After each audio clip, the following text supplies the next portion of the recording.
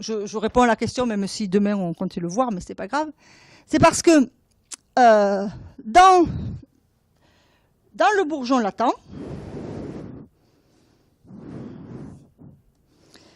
dans ce bourgeon latent, mettons en 2016, c'est donc formé pendant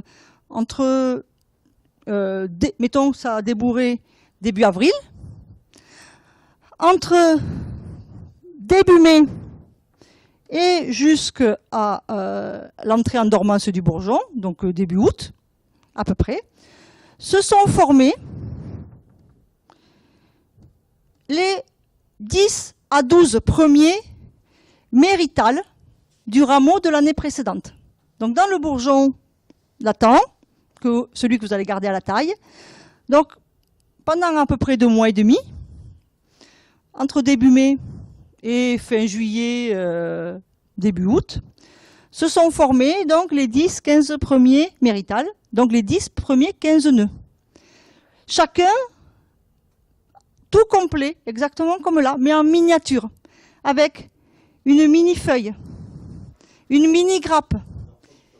Chacun a exactement la même structure de ce qui va se développer. Cette phase-là qu'on appelle l'induction et l'initiation inflorescentielle. Donc la formation des primordia inflorescentiels. Donc dans ce bourgeon-là, fin août, vous avez installé la base de votre rameau de l'année d'après, avec ses feuilles, ses futurs nœuds de l'année d'après, ses futurs méritales, ses futurs bourgeons, et ses futures grappes, et ses futures vrilles. Et quand si demain on s'amuse, pourquoi pas, j'avais emporté, si demain on s'amuse à disséquer les bourgeons, vous allez pouvoir observer les grappes de 2018. Et donc, aujourd'hui, on a déjà le potentiel de fertilité maximum, le rendement maximum qui est déjà établi pour 2018. Le maximum. Là, enfin, ça commence à peu près 1 mois après le débourrement, et c'est jusque début de l'aoutement. Donc, à Bordeaux, c'est à peu près de début mai jusque fin juillet. À peu près, pendant toute cette période-là, chaque bourgeon construit ses structures pour l'année prochaine. Pour les bourgeons, alors, qu'est-ce que vous appelez le bourgeon? Le prompt-bourgeon ou le bourgeon secondaire? Le bourgeon secondaire, ça c'est pour le bourgeon primaire. Là, c'est pour l'ensemble de l'œil latent. Dans tous les bourgeons, bourgeon primaire, bourgeon secondaire, bourgeon tertiaire, c'est pareil. Sauf que pour le bourgeon tertiaire, c'est un peu en décalé. Donc du coup, c'est pour ça qu'il est un peu moins fructifère. Mais c'est toujours pareil. Ça se fait toujours. Donc jusqu'à l'entrée en dormance, quoi. Donc début d'aoutement. Oui, voilà. Oui, entre l'aoutement et début véraison, ça va ensemble. Ce sont les débuts véraison. Et donc dans ce bourgeon-là, vous avez tout est en place pour la prochaine année. Et donc ces petites structures-là, c'est invisible à l'œil nu. Le bourgeon, l'été. Sauf que c'est finalement exactement la même chose que la croissance. Et c'est autant consommateur en énergie, autant consommateur en hormones, et autant consommateur en acides aminés et en azote. Et on sait maintenant que le nombre de ces primordia et la taille de ces primordia inflorescentiels est dépendante de la disponibilité en sucre soluble dans la plante. C'est-à-dire est dépendante de l'activité photosynthétique. Et toujours pareil, et là il y a une thèse qui va être soutenue le 19 décembre sur ce sujet-là, on a montré que lorsque l'on supprime la feuille, donc lorsque l'on fait un effeuillage, eh bien ce petit bourgeon-là, au même titre que la grappe en face, ce petit bourgeon-là, il était moins bien alimenté. Et du coup, qui faisait un peu moins bien son induction inflorescentielle. Et que l'année d'après, il avait des grappes plus petites. Donc l'éclaircissage, pour revenir à ça. Lorsque vous faites tomber votre grappe, eh bien, le bourgeon, il n'a pas à se partager entre la grappe et le bourgeon. Donc la feuille, elle alimente le bourgeon. Très bien. Mais du coup, le bourgeon, il est un peu plus gros, il est un peu plus fourni. Et donc l'année d'après, vous avez des grappes un peu plus grosses et un peu plus de vigueur. Et ainsi de suite.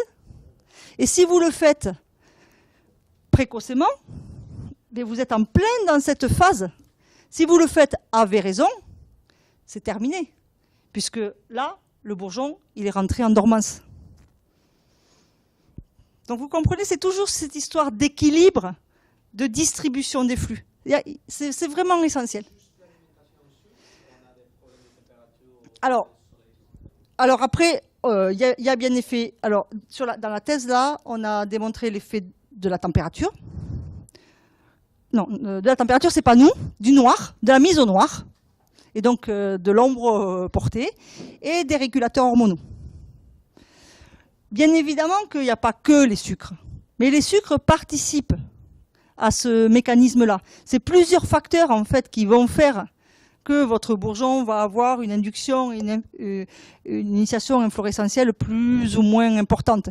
Mais ce que l'on sait, c'est que vraiment quand on supprime les sources de carbone, ce bourgeon-là voit son activité réduite. Et de toute façon, ça avait été déjà démontré par de nombreux auteurs. Voilà ce que je disais, lorsqu'on fait des effeuillages drastiques, on s'aperçoit que l'année d'après, on a un rendement plus faible, on a un décalage de floraison, un décalage de débourrement, etc. C'est lié à la mise en réserve, mais c'est également lié à l'activité du bourgeon pendant l'année précédente. Donc après, oui, il y a des effets température, avec des maximums de température, toujours pareil, on est exactement dans les mêmes mécanismes de multiplication et de division cellulaire avec des températures bloquantes à 35-40 degrés. C'est tout lié aussi à la... Mais bien sûr, parce que si votre feuille elle est bloquée, il n'y a plus d'activité et votre bourgeon ne peut pas fonctionner. Et votre bourgeon, il fonctionne, votre petit bourgeon, pour l'année d'après, il fonctionne exactement comme le rameau, c'est-à-dire au début de la saison, quand on a laissé que l'aste, enfin au début de la saison, eh bien, il va aller, pour commencer à faire ses divisions, aller chercher dans l'amidon qui a été mis en réserve, proche, donc dans le sarment, et puis après il va aller chercher les feuilles. Donc il y a une phase d'utilisation des réserves, comme pour le rameau, et une phase d'utilisation dans les feuilles.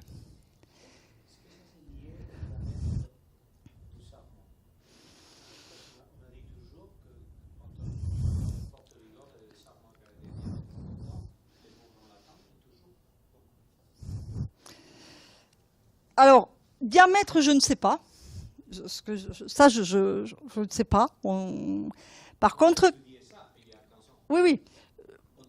Oui. Par contre, potentiellement, plus le diamètre est important, plus la quantité d'amidon est importante.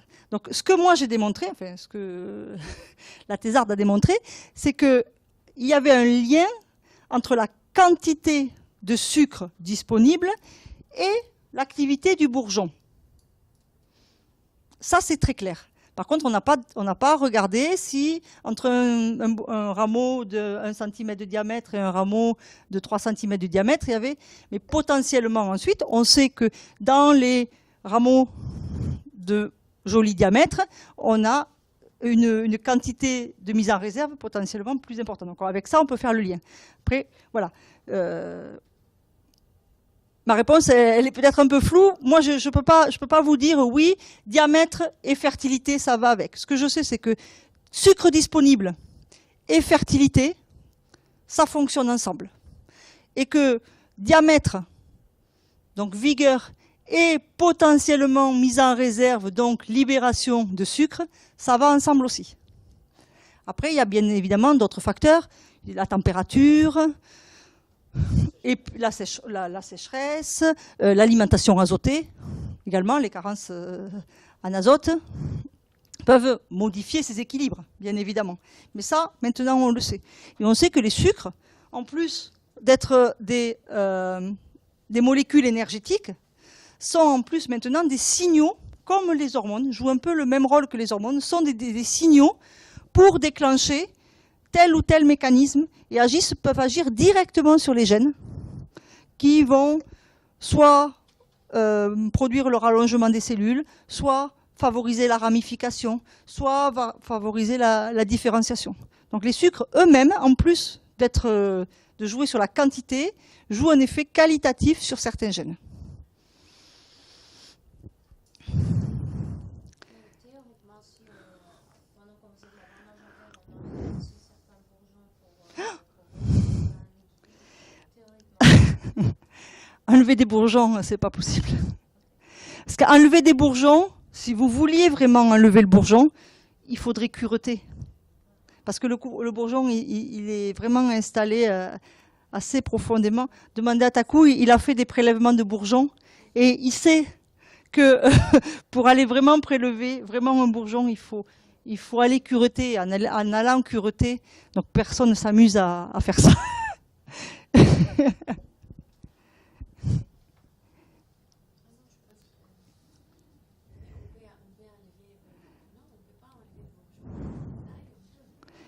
Oui, mais vous faites vous le faites à la taille. Vous le faites pas en verre. Oui, à la taille, oui, ça bien évidemment. Mais en verre, par exemple, sur un rameau vert, si vous vouliez enlever le bourgeon, vous êtes obligé, tout le bourgeon, vous êtes obligé d'aller chercher vraiment bas et automatiquement vous abîmez le rameau. Donc le mâle, si vous voulez, pendant l'hiver. Pendant l'hiver, oui. Ouais.